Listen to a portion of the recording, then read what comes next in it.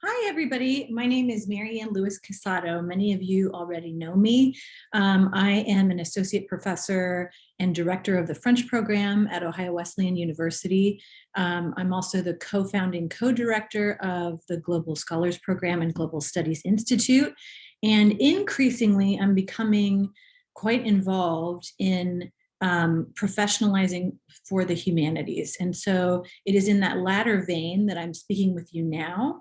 And I want to talk to you about a recent project that I co-directed with my colleague and friend, Julie Moich, who is at Denison, entitled Humanities at Work. So Humanities at Work is a project that was funded initially by the Ohio Five, and we're currently pursuing subsequent sources of funding. And the idea is that we know that in our humanities courses and in our humanities work in general with students, that they're learning not only really valuable and compelling content, but they're also honing really important skill sets. And sometimes that story is a little bit lost. And so we were approached by Carlin Crowley, provost at Ohio Wesleyan, and also Lisa Perfetti, provost at Worcester College, to talk to you a little bit about some of our work that has been done through this Humanities at Work project. And so I have created just a very short PowerPoint to share with you what I think are some of the most easily implemented tools that I've used and that now some of my colleagues in this project are using to help boost enrollments and increase our major numbers, and really at the core of it, just spread some knowledge and correct some misinformation around the humanities. So that's the point of this presentation, and I'll just take you through it. And I'm including on each, I'm going to talk to you about 3 ideas really, and practices that have worked and that I think continue to work. And for each of the 3, I'm including some resources. So hopefully this will really help those of you who are trying to do this, to increase those enrollments and increase those major numbers. So let's go to this first slide. So the question at the heart of this project was, what can faculty members do now to help students connect academic training with meaningful employment, both immediately after graduation, but also long-term? I've been working on versions of this question for about 10 years. So I want to give you a little bit of context before I jump into the 1, 2, and 3 here. So when I was a graduate student, I was pretty shocked to learn just how few opportunities there were for so many of us, devoting the better part of a decade to our training. Very few people were getting permanent jobs. A lot of people were adjuncting, were scraping by. Some of them didn't know where healthcare was going to come from, et cetera. So sort of long story short, I began working with the Graduate Career Services Office at Yale and developed a workshop series called Turn That PhD into a JOB. So it was a 6-week workshop series designed for doctoral candidates who were at the point where they had maybe 2 years of funding left, and they were starting to realize that it was a real possibility that they weren't going to find permanent academic employment, and so they needed to rethink their efforts there at the end of the marathon, so to speak. So through the 6-week workshop series, we worked with them to facilitate that process of translating all of that academic training to other sectors. And that fed into some of the work that I've done since at Ohio Wesleyan, namely the transferable skills training that I've done with faculty, and now this project, Humanities at Work. So I've been working on this and really thinking about these questions for about 10 years now. And I would say that when I step back and look at what I've learned and read and done and created, 3 things really stand out as key. So the first is to look at coursework not just as a series of presentations of content, but also, and perhaps more importantly, I don't know, as skills that are being honed in our students and in ourselves. So moving beyond the idea of coursework as content and into the idea that coursework is this balance and this dance between skills, content, and also personal qualities that are developed. The second point that has become just so convincing to me and so central is the importance of keeping track of and keeping relationships going with recent graduates. I think that the extent to which we maintain relationships with recent graduates and connect them with current students is huge in our ability to understand what kinds of courses, what kinds of assignments, what kinds of resources we should be really focusing on in our classes, but also in our advising and even in the projects that we take on with students. So I can't emphasize that enough, those relationships with recent graduates. And then the third piece that to me seems increasingly central is interdisciplinarity. And I'll talk about that towards the end of this presentation. But as we move forward, I want you to just have 3 words in mind. Number 1, skills. Number 2, stories, namely the stories of recent graduates. And number 3, interdisciplinarity. So as I mentioned, in the fall of 2011, I launched a workshop series called Turn That PhD into a JOB. It was run for several years, even after I left and graduated. And then in the fall of 2019, in the spring of 2020, working with my colleague and friend, Megan Ellis, who is the Executive Director of Career Connection at Ohio Wesleyan, trained over 20% of full-time faculty at Ohio Wesleyan on transferable skills. And so in those 2 workshops, every participant designed a transferable skills assignment that they could then use in a class they were teaching just weeks later. I now use, I'll tell you, a version of a transferable skills assignment in every single course that I teach, as do several of my colleagues.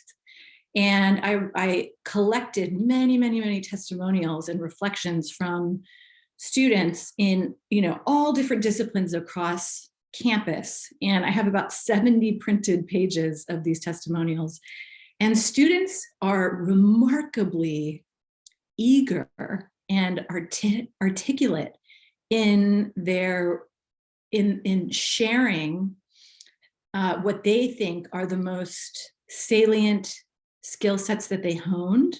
They really appreciate the practicality of this kind of assignment. And I've started to do it. I used to do it as a homework assignment, have students do it as a homework assignment. I no longer do that. I now do it in class with them. So we will take time, we'll take a good 20 to 30 minutes to go through the National Association of Colleges and Employers, NACE, to go through their top attributes. We go through it attribute by attribute. And then we also use a document that was published by the University of Texas at Austin's College of Education. And it lists sets of skills. And each set is, falls under a particular category. And it's just so eye-opening and I think very refreshing for students to realize that, yes, they've been analyzing literature, and in the meantime, they've been developing really important research skills, really important communication skills, highly valued argumentation skills, the small group activities that some of them, can resist from time to time are in fact great ways to train for future work assignments. And when they start to realize that, I think their investment levels increase, and it's a total win. So at the bottom of this slide, you'll see 3 resources if you're interested in developing such an assignment. So one is a sample assignment. I've given you one of my assignments that I use in an introductory course, and I would encourage you to use it. change it, whatever you want to do, but it's there for you. All you have to do is click the link. And then there's also an article and 2 presentations that are linked here as well. So in those 2 presentations, both Megan and I talk about the value of this work and some of the outcomes that came from it. And I think with those 3 resources, you'll be well on your way to being able to design your own transferable skills assignment. And I hope it goes really well. And if you do that and get some compelling results, if you would let me know, I would super appreciate it. I'd love to know. Okay, so that's the skills piece. Now let's go to, whoops, stories. The stories we tell our students. So many of us have, really embraced this common, this commonly articulated idea, you can't be what you can't see. And I think that we faculty and staff too can help our students see themselves as skilled, competent, productive, successful people with a lot to offer. And our recent graduates can be very powerful assets in that work. So when we just talked about skills, now we're talking about stories. What I mean by stories is, I mean those moments in which a teacher helps a student see themselves in a way they didn't dare to before. I suspect that many of us who chose education as our primary focus in life really did so because someone had a moment like that with us, where they saw us in a way that we knew to be true, but that was perhaps intimidating because it might have given us a little bit of a bigger picture than what we had dared to imagine for ourselves before. I know it was absolutely true for me. And I think that when we do that for our students, and when we connect them with someone who perhaps reminds us of them, a recent graduate who's done some pretty incredible things in the world, it's just a game changer. And it's actually not that hard. So I want to take you through some of what I've done that I think's gone pretty well.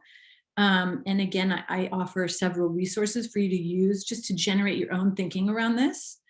And I think you'll start to see how this works, at the various levels, whether introductory, intermediate, or advanced. So the first thing I think that needs to be done, obviously, is if you haven't connected with recent graduates in your program or your department, I would encourage you to do that and find out, what I did was I just developed a very simple questionnaire that I sent out, and I asked students to respond to it. And, many of them were really excited just to hear from their alma mater and their former professor. And so I got a lot of great responses. So connect with your recent graduates, find out what they're doing, find out how they found their current position, and then ask them what they learned in your department or program and how what they learned prepared them for their current work. Once you start to go through these responses, you'll start to see themes emerge. And I suspect it may give you really good insight into what are actually some of the most salient parts of your curriculum that you're building. I know that's exactly what happened for me in French, is I started to see that, they're really, really connecting with theme-based courses, like my course on immigration. They might have resisted a course called Culture of Empire, Culture of Resistance, and it follows the use of literature and the visual arts in shaping colonialism. And then it follows the use of literature and the visual arts in shaping resistance movements throughout the French-speaking world, right? It's a hard class. It's a really hard class. But even if they sort of resist it when they're taking it, years later, I've come to find out they really appreciate that class because it pushes them. It's a pretty intensive research course, but they really learn how to do research in another language in that class. So that was super useful for me. And then I also realized, hey, there's stuff that we're doing that we could probably let go of or emphasize a little bit less. So it's a very useful exercise on multiple levels just to connect with your recent graduates. Now, once you've done that, you can start to broadcast those stories. In French, I've done this with posters, with videos. We've put resources on our website. And then all of that is integrated now very, very carefully and strategically throughout the curriculum. So I have a calendar that I share whenever we hire part-timers in French, and into their syllabus, they're shown, okay, you need to do the transferable skills assignment at the very end of the course.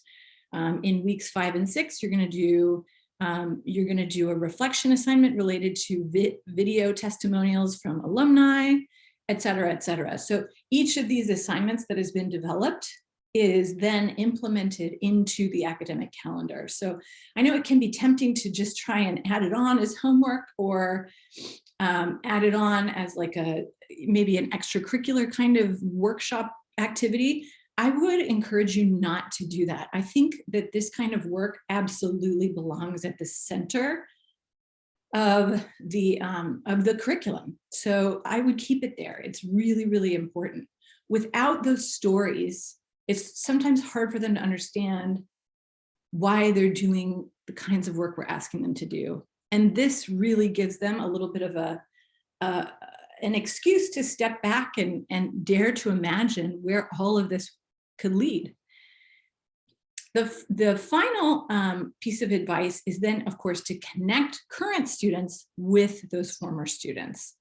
So as I'm finishing, this short discussion of stories and storytelling, I'm giving you 2 resources. So sample outcome posters that showcase recent graduates' work in French at Ohio Wesleyan. And you'll notice that every single one of them was, double majoring. They were studying at least 2 disciplines, sometimes more. And that interdisciplinarity, which I'll talk about in just a moment, I think absolutely boosted their ability to be really outstanding candidates for fellowships, for graduate schools, for opportunities abroad, for full-time employment, et cetera.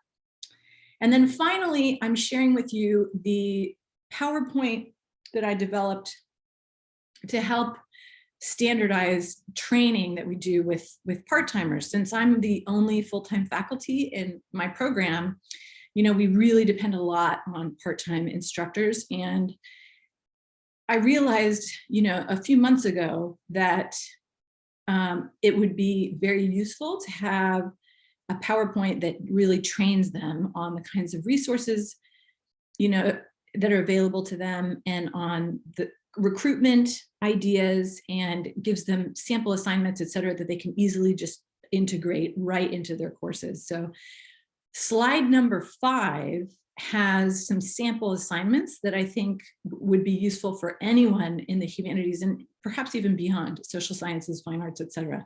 So I encourage you to click on those resources and use them as they're helpful for you. Okay, and then lastly, so we've talked about skills, we've talked about stories, meaning stories of recent graduates. And now finally, I want to talk about interdisciplinarity. So we know that employers value experiential learning, long-term projects, e-portfolios, and links to project work that can be integrated into a student's application materials.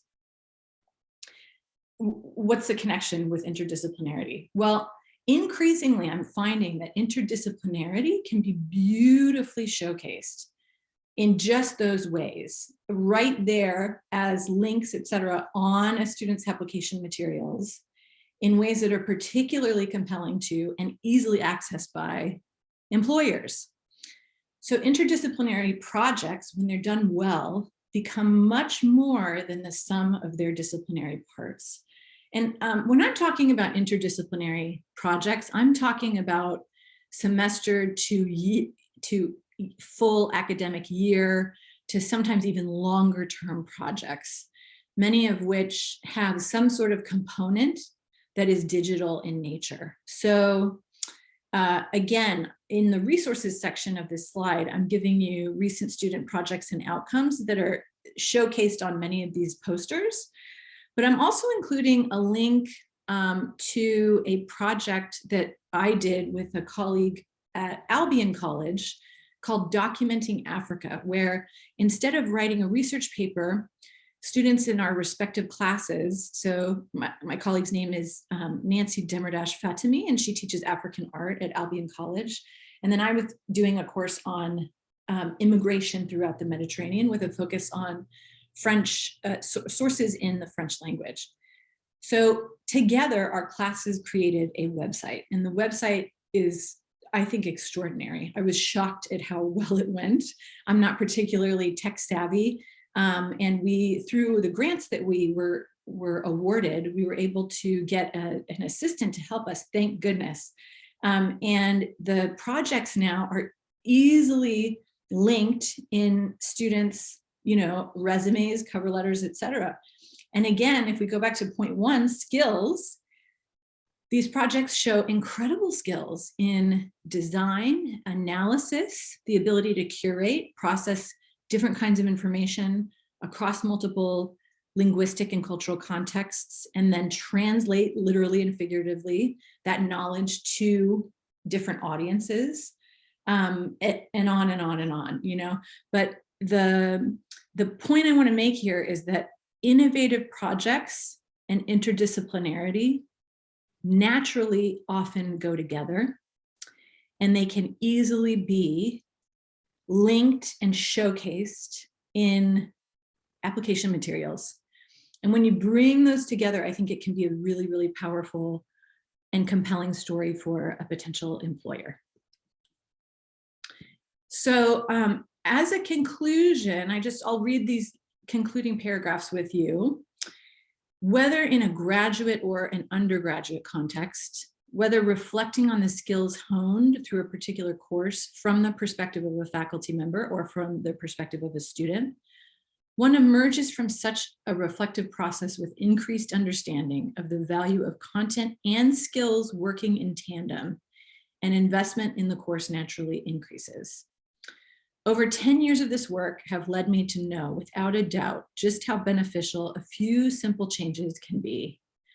When you emphasize skills, stories, and interdisciplinarity, you dare to ask your students to dig deeper, to understand their work more thoroughly, to think beyond the classroom, and to connect the practical with the erudite. This work benefits all of us, and it's a joy to see the fruits of such labor. So finally, for more on this, I want to let you know that I have an essay entitled Connecting Courses and Careers Through Skills, Stories, and Interdisciplinarity, coming out in Inside Higher Ed next week, so late February, early March. And once that's out, I will send a link to you all. And it just goes into a little bit greater detail, and it also offers some concrete outcomes and quotations from students who appreciated this kind of work. But in the meantime, I would just encourage those of you in the humanities who are starting to tackle these questions and starting to ask how do I connect my philosophy course, my religion course, my literature course, et cetera, to